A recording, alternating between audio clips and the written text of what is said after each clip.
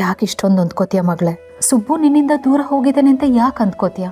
ಅವನು ಒಂದು ಒಳ್ಳೆ ಕೆಲಸ ಮಾಡೋದಕ್ಕೆ ಹೋಗಿದ್ದಾನೆ. ಅದು ಮುಗಿತಿದ್ದ ಹಾಗೆ ಬೇಗ ಬಂದ್ಬಿಡ್ತಾನೆ ಅಲ್ವಾ? ಅದೇನೋ ನಿಜ ಅಮ್ಮ. ಅವನಿಂದ ಒಂದು ಪುಟ್ಟ ಜೀವನಕ್ಕೆ ಸಹಾಯ ಆಗ್ತಿದೆ, ಒಂದು ಕುಟುಂಬಕ್ಕೆ ಉಪಕಾರ ಆಗ್ತಿದೆ.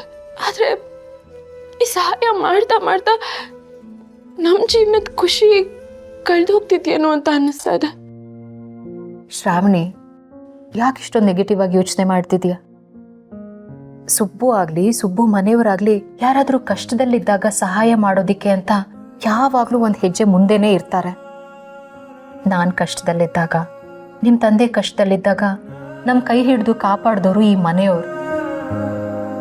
ಈಗ ಆ ಮಗು ಕಷ್ಟದಲ್ಲಿದೆ, ಆ ಮಗುನ ಅದ್ರ ತಾಯಿ ಹತ್ರ ಸೇರಿಸೋದಕ್ಕೆ ಸುಬ್ಬು ಹೋಗಿದ್ದಾನೆ. ಇಂಥ ಸಮಯದಲ್ಲಿ ನಾವು ಅವನಿಗೆ ಸಪೋರ್ಟಿವ್ ಆಗಿರಬೇಕು ಅಲ್ವಾ? ಸುಬ್ಬು ಆ ಮಗುನ ಅವ್ರ ಅಮ್ಮನ ಹತ್ರ ಸೇರಿಸಿ ಆ ಮಗು ಪಾಲಿಗೆ ದೇವ್ರಾಗ್ಬಿಟ್ಟ ಅಲ್ವಾ? ಹೌದು ಮಗಳೇ, ನಾನು ಅದನ್ನೇ ಹೇಳ್ತಿರೋದು.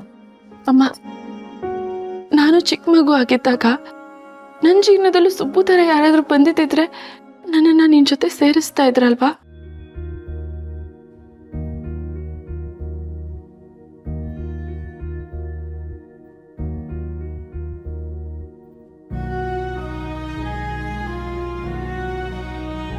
ಹೌದು ಕಂದ, ಈ ವಿಷಯದಲ್ಲಿ ಆ ಮಗು ಮತ್ತೆ ತಾಯಿ ತುಂಬಾ ಅದೃಷ್ಟವಂತರು. ಆದ್ರೆ ನಮ್ಮ ವಿಷಯದಲ್ಲಿ ನಾನು ನತದೃಷ್ಟೆ, ನೀನು ನತದೃಷ್ಟೆ.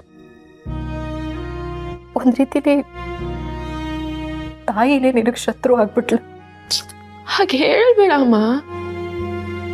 ನನಗೆ ನೀನಾಗ್ಲಿ ನಿನಗೆ ನಾನಾಗ್ಲಿ ಶತ್ರುಗಳಾಗಿರ್ಲಿಲ್ಲ. ನಮ್ಮಿಬ್ಬರಿಗೂ ಶತ್ರು ಆಗಿತ್ತು ಆ ವಿಧಿ.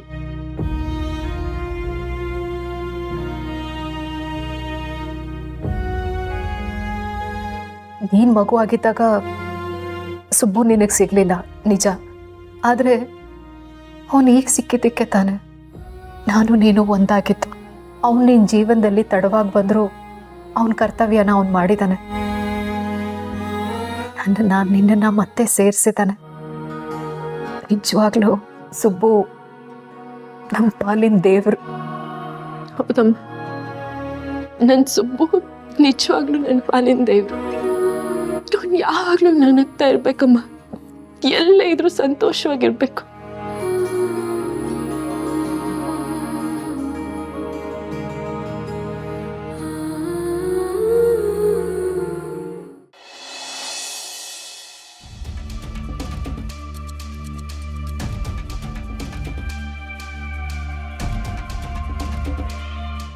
ಏನಾಯ್ತು ಬಾವಾ, ಇಷ್ಟೊಂದು ಕೋಪದಲ್ಲಿದ್ದೀರಲ್ಲ? ಹೇಳ್ತೀನಿ. ಕತ್ತೆ ಎಲ್ಲೋಯ್ತು?